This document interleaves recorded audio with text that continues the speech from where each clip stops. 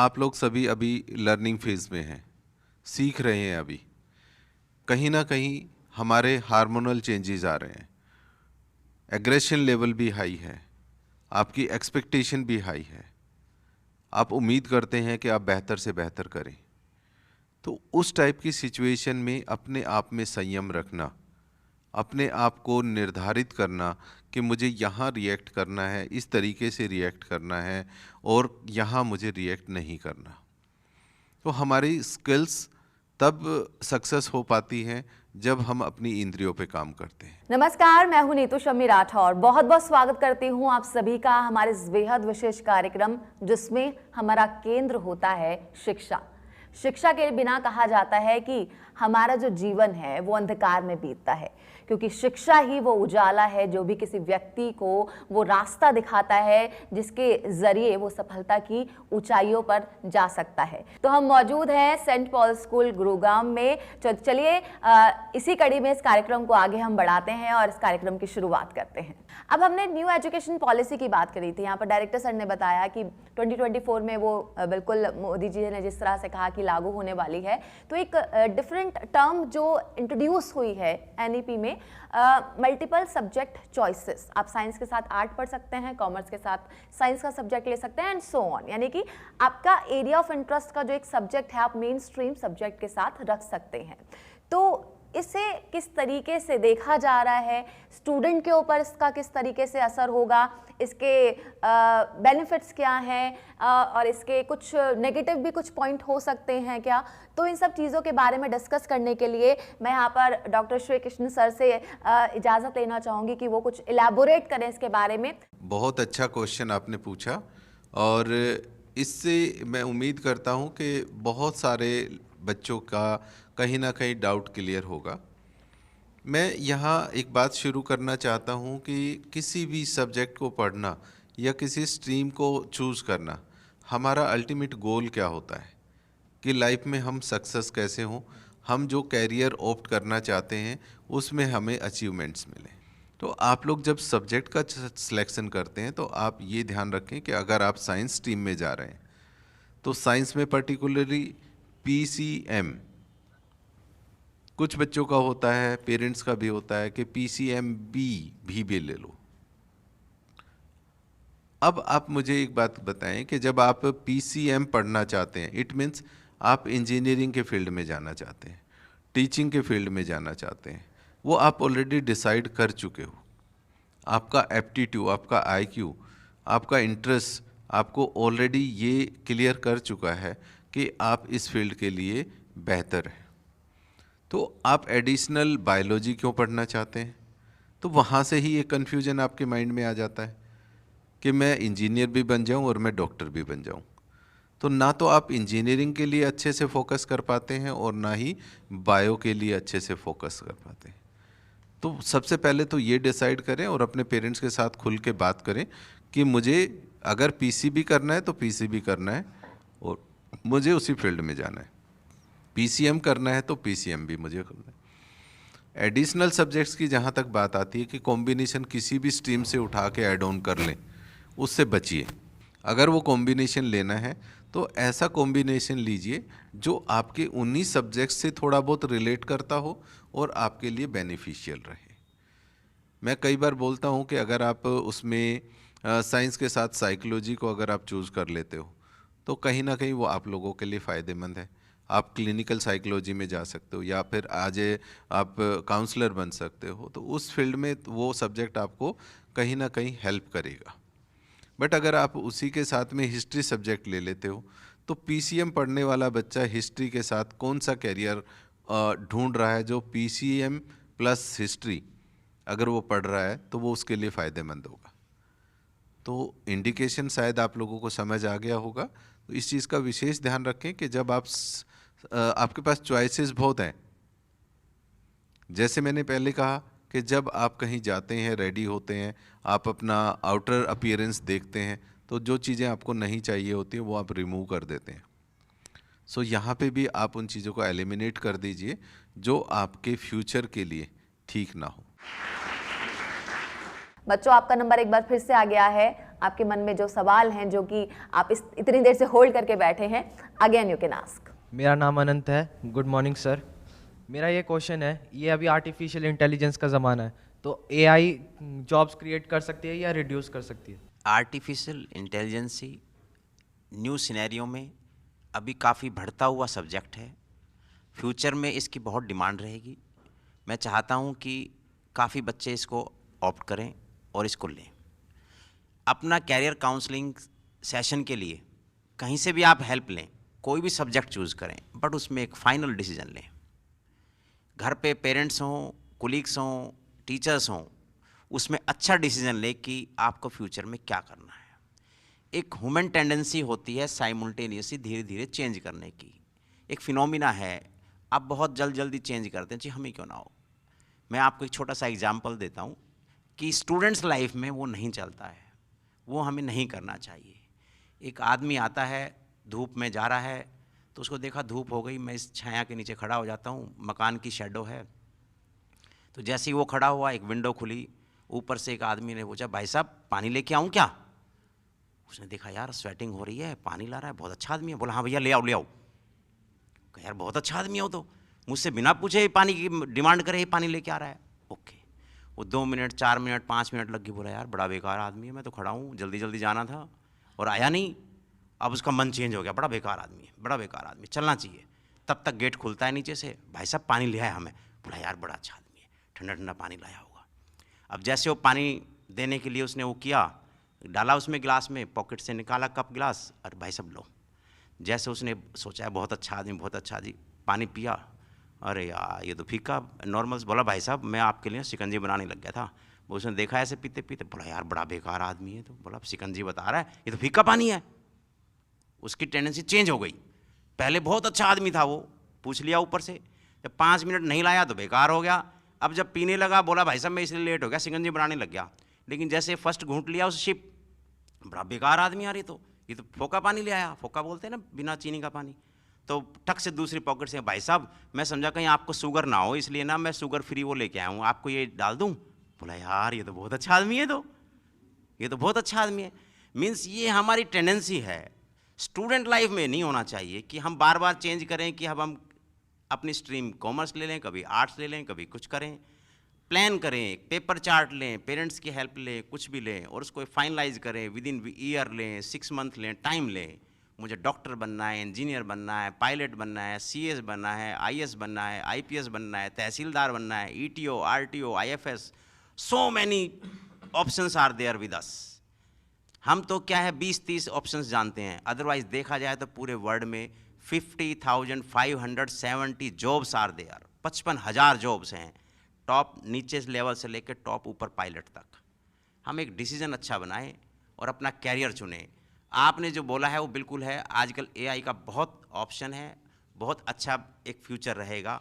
तो आप उसको अगर स्टूडेंट्स लेना चाहें, चूज़ करना चाहें, उसके लिए बहुत अच्छा रहेगा। मेरा नाम यशराज है और मेरा ये सवाल है कि आगे जाकर आईटी सेक्टर में क्या करियर फ्यूचर है? जैसा कि अभी थोड़ी देर पहले आर्टिफिशियल इंटेलिजेंस की बात हो रही थी, तो कहीं ना कहीं आर्टिफिशियल इंटेलिजेंस और इंफॉर्मेशन टेक्नोलॉजी एक दूसरे को कनेक्ट करते हैं। और अब जो दौर है वो आर्टिफिशियल इंटेलिजेंस के साथ साथ इंफॉर्मेशन टेक्नोलॉजी को लेकर के जितनी भी जॉब्स हैं वो ज़्यादा से ज़्यादा क्रिएट हो रही हैं। जैसा कि मैंने पहले भी बताया था कि हम किसी भी फील्ड को, आज अगर हम क्लासरूम की भी बात करते हैं तो क्लासरूम में भी हम उन टीचर्स को प्रेफर करते हैं those who are equipped with information technological skills, who can deal with digital teaching, online teaching, उनको हम प्रेफर करते हैं। इसी तरह से अलग अलग ऐप क्रिएशंस की बात है, सॉफ्टवेयर क्रिएशंस की बात है। तो आने वाले समय में जो इंफॉर्मेशन टेक्नोलॉजी में जो करियर ऑप्शंस है, सॉफ्टवेयर इंजीनियरिंग की अगर हम बात करते हैं तो बहुत बहुत ब्राइट करियर है और इंडियन सॉफ्टवेयर इंजीनियर्स की थ्रू आउट वर्ल्ड डिमांड है। तो career is quite bright and future is quite safe. Need is just to go as per your aptitude. Good morning sir and ma'am, myself Deepanshu. तो मेरा आज का आपसे question ये है कि जैसे मुझे सीए बनना है तो मेरे को अपनी डेस्टिनेशन पहुंचने के लिए क्या क्या करना चाहिए, क्या क्या प्रोसेस हो सकते हैं वहां तक पहुंचने के लिए? दीपांशु, सीए जो है एक प्रोफेशनल कोर्स है। इंटरनेशनली इसका एग्ज़ाम कंडक्ट होता है और आपको 12th करते करते ही इसके लिए फॉर्म फिल करना होगा, इसके लिए अप्लाई करना होगा। After giving your this 12th exam आपका एक रिटन टेस्ट होगा इसके लिए, और उसमें मिनिमम आपको 50% स्कोर करना है आगे जाने के लिए। उसके बाद आपका 4 मंथ्स का इसमें एक फाउंडेशन कोर्स होगा। One more thing is there कि अगर आप सीए करना चाहते हैं तो आपको अपना मैथमेटिक्स साथ में लेके चलना होगा। You can't leave maths. 11th and 12th में आपको अपना मैथ्स रखना होगा, then only you can apply for CA. उसके फाउंडेशन कोर्स के बाद 4 मंथ के फाउंडेशन कोर्स के बाद आप इसके अदर जो आपके ईयर्स का कोर्स है वो आपका स्टार्ट हो जाएगा। इसका जो टेन्योर है वो आपका 4.5 to 5 ईयर्स का रहता है। इसी 5 ईयर्स में आपकी लास्ट में 1 मंथ का एक ट्रेनिंग सेशन होता है। उस ट्रेनिंग चलती है आपकी 1 ईयर की, और 1 ईयर आप इसमें ट्रेनिंग करते हैं, और अंडर द डिफरेंट सीएस जो आपके चार्टर्ड अकाउंटेंट जो भी आपके सीनियर्स होते हैं प्रोफेशनल, उनके अंडर आपको ट्रेनिंग करनी पड़ती है। और ये जो आपका वर्क है ये आपका रिलेटेड रहेगा, टैक्सेशन से रिलेटेड रहेगा, फिनेंस से रिलेटेड रहेगा, ऑडिटिंग आएगी आपकी इसमें, और आप डिफरेंट ऐसे चीज़ों को यहाँ पर कंडक्ट करेंगे जो आपके अकाउंटेंसी से रिलेटेड है। मेरा नाम भूमित है। तो जैसे कि मैं डॉक्टर बनना चाहता हूँ, तो उसके लिए जो मेडिकल एग्ज़ाम होता है नीट, तो मैं उसकी प्रिपरेशन कैसे कर सकता हूँ और उसके लिए क्या क्या गाइडलाइंस है? भूमित, अगर आपको डॉक्टर की लाइन में जाना है तो मैं ये आपसे ये कहूँगी कि आप अभी से अपने आप को उसके लिए तैयार करिए, क्योंकि जो नीट का एग्ज़ाम होता है उसके लिए नीट का एग्ज़ाम आपको आफ्टर 12th देना होगा। लेकिन अगर आप अभी से उसकी तैयारी स्टार्ट करेंगे 9th क्लास से ही, तो वो बहुत अच्छा रहेगा आपके लिए। नीट का जो एग्ज़ाम होता है वो हमारा टोटल होता है 720 मार्क्स का। 720 मार्क्स का पूरा पेपर होता है। उसमें आपसे 200 क्वेश्चंस पूछे जाते हैं। मेन जो सब्जेक्ट्स हमारे होते हैं उसमें फिज़िक्स, केमिस्ट्री एंड बायो।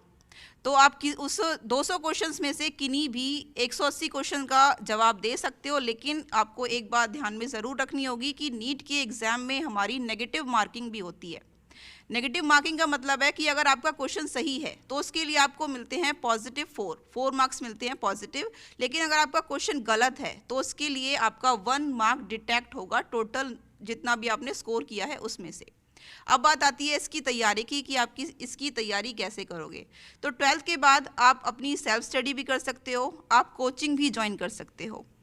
जो इसमें जो मेन, जैसे कि मैंने अभी बताया कि जो मेन सब्जेक्ट्स होते हैं वो फिजिक्स, केमिस्ट्री और बायो आपकी होती है। तो जो मेन हमारा आता है 11th और 12th वहीं से आता है। लेकिन तो इसके लिए आप अपनी जो अभी से जो तैयारी स्टार्ट करेंगे तो आप अच्छे से उस एग्ज़ाम को क्रैक कर सकते हो।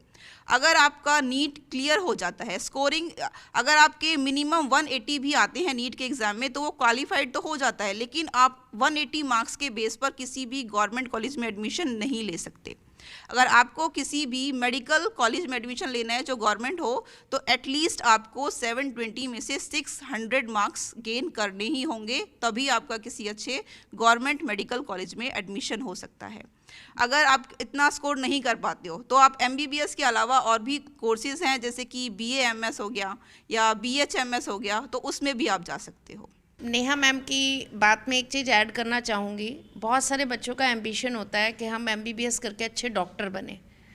उसमें बहुत सारी चीज़ें इंपॉर्टेंट हैं। आपका अच्छा स्कोर करना बहुत इंपॉर्टेंट है। जैसे कि मैम ने कहा, अगर गवर्नमेंट कॉलेज में आपको कहीं गवर्नमेंट इंस्टीट्यूशन में अगर आपको उसका एंट्री करना है तो उसके लिए आपको इतने मार्क्स चाहिए।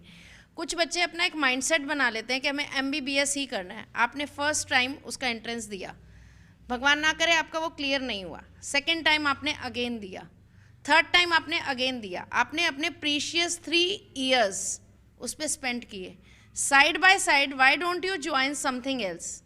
आप क्यों नहीं अपना BSc साइड बाय साइड उसको करें, ताकि आपके वो जो होल टेन्योर है, आपका जो होल स्पैन है, उसके वो 3 इंपॉर्टेंट ईयर्स आपके वेस्ट नहीं हो जाए। MBBS पे ही बेटा लाइफ ख़त्म नहीं हो जाती है। लाइफ में बहुत कुछ है करने के लिए। तो आप उसी को एक अपना टारगेट बना के कि मुझे तो MBBS करना है, आप उससे डीमोरलाइज होते रहें कि आपका किस कारण से क्लियर नहीं हो रहा, और अपने साल के अपनी ज़िंदगी के 3-4 साल आपने उसमें वेस्ट कर दिए। आप उसके साथ साथ कुछ अच्छे ऑप्शंस लेके चलिए ताकि फ्यूचर में आप उन ऑप्शंस के साथ आगे बढ़ सकें। Life is very precious. Life कभी भी MBBS या किसी और अच्छे कोर्स पे ख़त्म नहीं होती है। हो सकता है भगवान ने आपको कुछ ऐसी चीज़ के लिए बनाया हो, आपके अंदर कुछ ऐसा और अच्छा हो जिसमें आप जा सकते हैं। ठीक है, तो be what you are having, जो आपके अंदर है उसके साथ जियो। हमारे दोनों पैनलिस्ट साथी ने बहुत अच्छे तरीके से बच्चे का जो क्वेश्चन था कि एमबीबीएस की जो जर्नी है उसकी जर्नी के बारे में क्लियर करना था। साथ में मैडम ने बताया कि आप इस चीज़ को फोकस करके चले कि इन केस कहीं भी स्लाइटली ऐसा कुछ होता है कि आप एमबीबीएस ऑप्ट नहीं कर पाए तो आप लोगों के पास बहुत सारे कैरियर ऑप्शन हैं। आप लोगों को हमेशा इस चीज़ का ध्यान रखना है कि आपके अंदर किस मोमेंट पे चेंज करना है और उस सिचुएशन को डील करना आना चाहिए। ये सबसे ज़रूरी होता है कि अगर हम एक कैरियर गोल के लिए भाग रहे थे और वो किसी रीज़न से ऑप्ट नहीं कर पाए तो हम उसको कोई भी pressure, parents pressure, family pressure या अपने रिलेटिव्स का प्रेशर, सोसाइटी का प्रेशर माइंड में ना रखें कि लोग क्या कहेंगे, कि इसने तो एमबीबीएस के लिए सोचा था और ये कर रहा था, ये तो नहीं कर पाया। वो मत सोचिए, आप और क्या कर सकते हैं और उसको करने के बाद में आप सक्सेस हो जाएं। आप अपने लिए इस बात को सोच के चलें। तो सोसाइटी प्रेशर आप बिल्कुल भी माइंड में ना रखें। मैडम ने एक चीज़ और ऐड ऑन की कि आप पैरेलली अपना कोई कोर्स करें, तो उसमें आपके पास ऑप्शन होते हैं कि आप रेगुलर अगर एजुकेशन नहीं लेना चाहते और आप अपनी कंपटीशन की तैयारी करना चाहते हैं तो आप डिस्टेंस और ऑनलाइन कोर्सेज भी आप ऑप्ट कर सकते हैं, जिससे आपका टाइम बचेगा और पैरेलली आप किसी न किसी डिग्री को कर रहे होंगे। बैचलर ऑफ वोकेशनल कोर्सेज में आप जा सकते हैं, जिसमें आपके पास 70% प्रैक्टिकल और 30% थ्योरी होती है। वो भी साइड बाय साइड अगर चलता रहेगा तो आपके ऊपर ज़्यादा प्रेशर नहीं होगा और आप अपने किसी भी कंपटीशन की तैयारी आराम से कर सकते हैं। तो ये बुराई नहीं है कि आप पैरेलली किसी ऑप्शन को लेके चलें, बट ये ज़रूर ध्यान रखें कि वो आपका टाइम कंज्यूम कर रही है या क्या है। अगर आप डिस्टेंस से जाते हैं तो शायद आपका टाइम और मनी दोनों सेव होते हैं। और ये मैं आप लोगों को क्लियर कर दूं कि यूजीसी की तरफ से डिस्टेंस, ऑनलाइन और रेगुलर तीनों डिग्री को इक्विवेलेंट मान्यता है। ऐसा कहीं नहीं है जो पहले मिथ होता था कि ये इसकी वैल्यू कम है या पता नहीं मैं किसी गवर्नमेंट सेक्टर में जाऊंगा तो मुझे इसका बेनिफिट होगा या नहीं होगा। सो डेफिनेटली आप लोगों को इन तीनों मोड से अगर आप डिग्री लेते हैं तो आपकी वैल्यू रहेगी। और फ़ायदा एक और हो जाता है कि इन केस अगर आप बीच में छोड़ना चाहते हैं तो वो आपकी, जैसे मल्टीपल एंट्री और एग्जिट का जिक्र आता है नेशनल एजुकेशन पॉलिसी में, तो वो भी है। अगर आपने 1 ईयर किया और उसके बाद छोड़ दिया कि नहीं मुझे थोड़ा सा प्रॉब्लम हो रही है और मैं नहीं कर पाऊँगा, तो आपको वहाँ पे एक डिप्लोमा कोर्स मिलेगा। उसके बेस पे आप अगर 2 साल 3 साल बाद अपने कोर्स को कंटिन्यू करना चाहते हैं तो आपको डायरेक्ट सेकेंड ईयर में एडमिशन मिल जाएगा। तो एक ये बहुत बड़ा और बहुत अच्छा फीचर नेशनल एजुकेशन पॉलिसी में आया है, तो इसको भी आप यूज़ कर सकते हैं। 2 साल के बाद अगर आप ड्रॉप करना चाहते हैं तो आप 3rd ईयर में फिर एडमिशन ले सकते हैं गैप के बाद में। अब वो नहीं है कि अगर गैप आ गया तो आपको फिर दोबारा से 1st ईयर से करना है। तो बहुत सारे चेंजेज हैं, उनको आप माइंड में रख सकते हैं।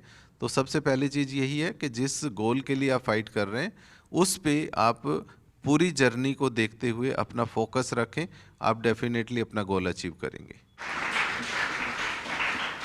अब नेक्स्ट क्वेश्चन लेते हैं। जी बच्चे, आपका सवाल। माई सेल्फ लक्ष्य and my question is that कि मेरे को आगे जाके इंजीनियरिंग करनी है और आईआईटी करना है, तो उसके लिए मेरे को क्या गाइडलाइंस फॉलो करनी होंगी? इंजीनियरिंग आईआईटी इंस्टीट्यूट से एक बहुत ही इंटरनेशनल लेवल और सक्सेसफुल करियर है। जब हम बात करते हैं कि हम किस तरह से आईआईटी में एडमिशन पाएँ, तो इसमें मैं बताना चाहूँगा कि हमारी एक टेस्टिंग एजेंसी है, नेशनल टेस्टिंग एजेंसी। वो हर साल आईआईटी एंट्रेंस एग्जामिनेशन करवाती है। उसके लिए आपकी क्वालिफ़िकेशन यही है कि आप 12th अपीयरिंग हैं तो आप उसमें अपीयर हो सकते हैं। आपके पास physics, chemistry, maths, that means कि आपके पास 12th आप नॉन मेडिकल से कर रहे हैं। इसमें अगर आपकी कमांड 11th और 12th फिजिक्स, केमिस्ट्री, मैथ्स पे अगर आपकी अच्छी कमांड है तो आपके चांसेस हैं कि आपका आईआईटी में एडमिशन होगा। इसका फॉर्मेट ये है कि ये जो परीक्षा है 2 चरणों में होती है। एक है आईआईटी जो है मेंस और दूसरा एग्ज़ाम होता है आईआईटी एडवांस। सो मेंस जो है साल में 2 बार होता है।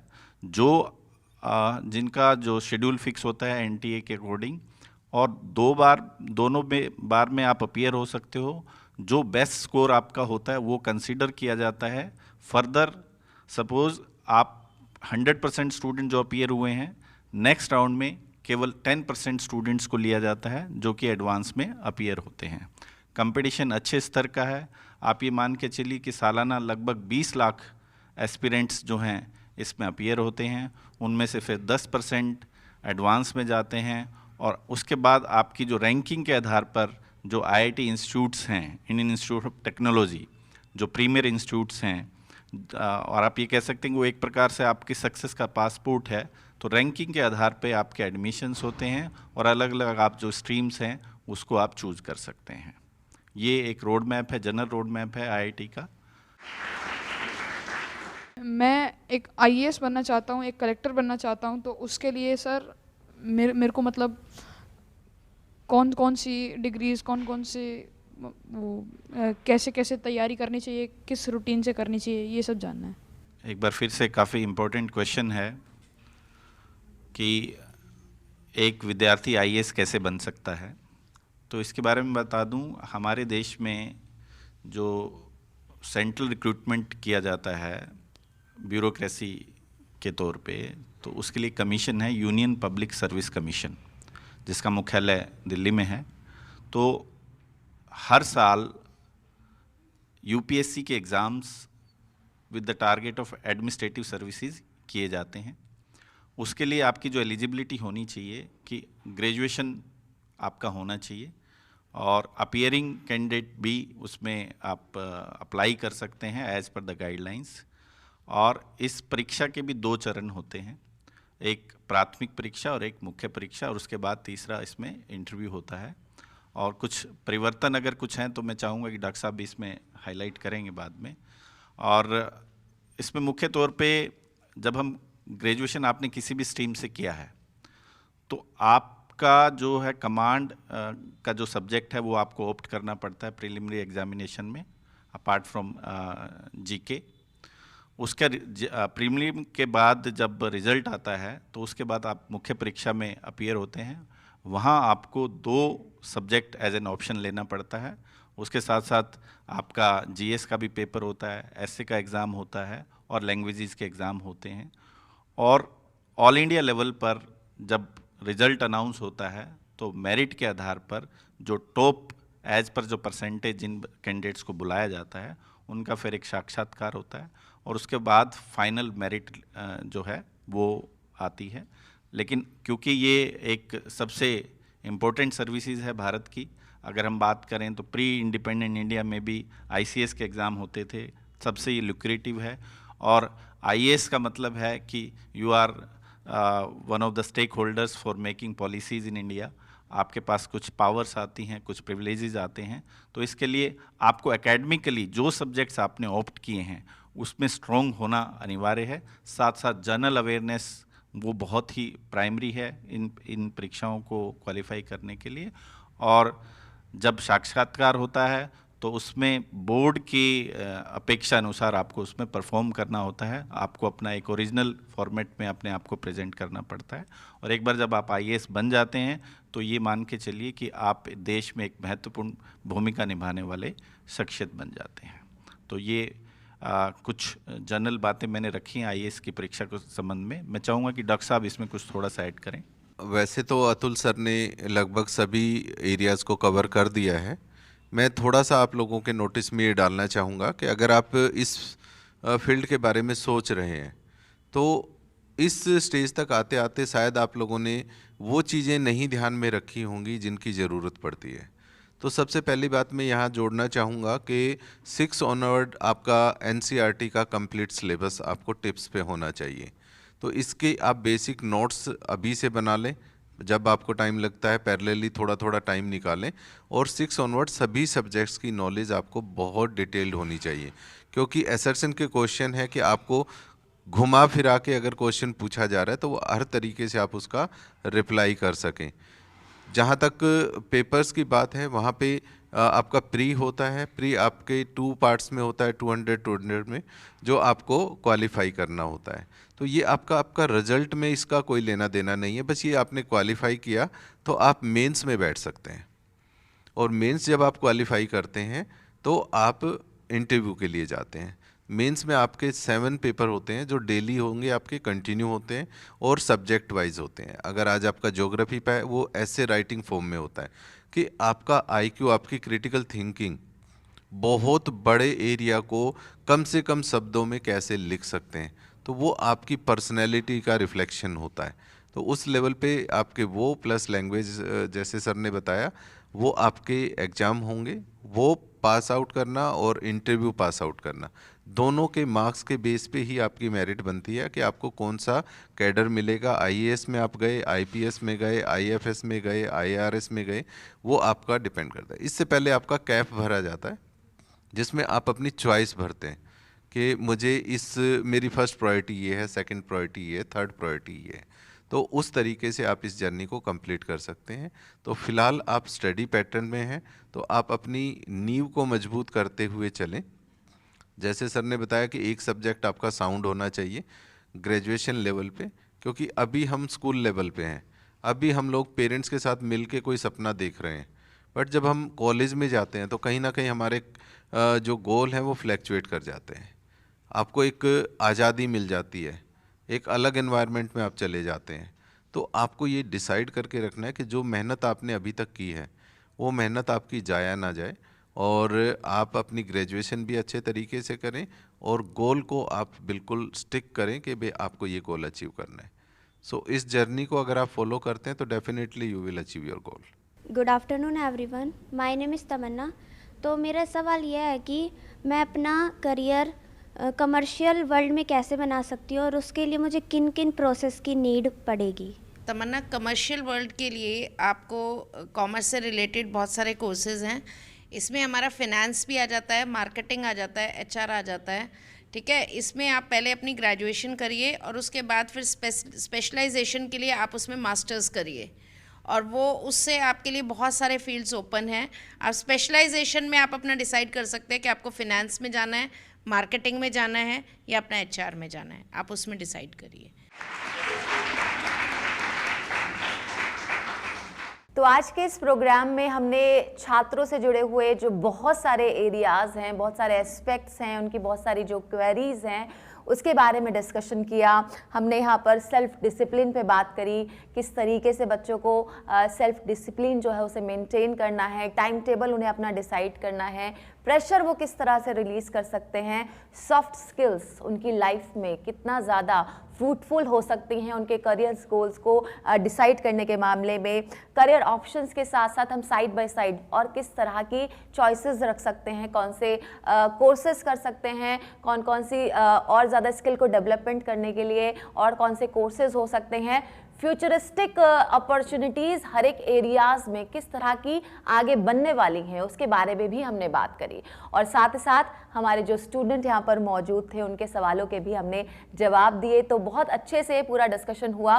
मुझे पूरी उम्मीद है दर्शकों जो इस वक्त हमें ऑन स्क्रीन देख रहे हैं कि इस प्रोग्राम के ज़रिए आपको बहुत ज़्यादा हेल्प मिली होगी। जो स्टूडेंट हैं उनको बहुत सारी जानकारी मिली होगी हर एक सब्जेक्ट वाइज किस किस तरह की करियर अपॉर्चुनिटीज़ आपके लिए हो सकती हैं, या फिर आपको प्रेशर कैसे मैनेज करना है, आपका टाइम टेबल कैसे बनाना है। हमारे एक्सपर्ट्स ने बहुत अच्छे तरीके से हर एक पॉइंट को इलेबोरेट किया, हर एक एरिया को टच किया। तो मैं बच्चों आपसे यहाँ पर गुजारिश करूँगी एक बार ज़ोरदार तालियां हो जाएं हमारे सभी एक्सपर्ट्स के लिए।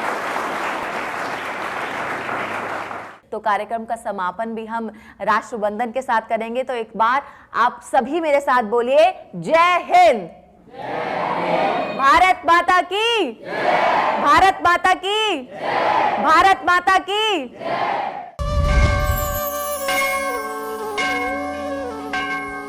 पढ़ेगा भारत तो बढ़ेगा भारत।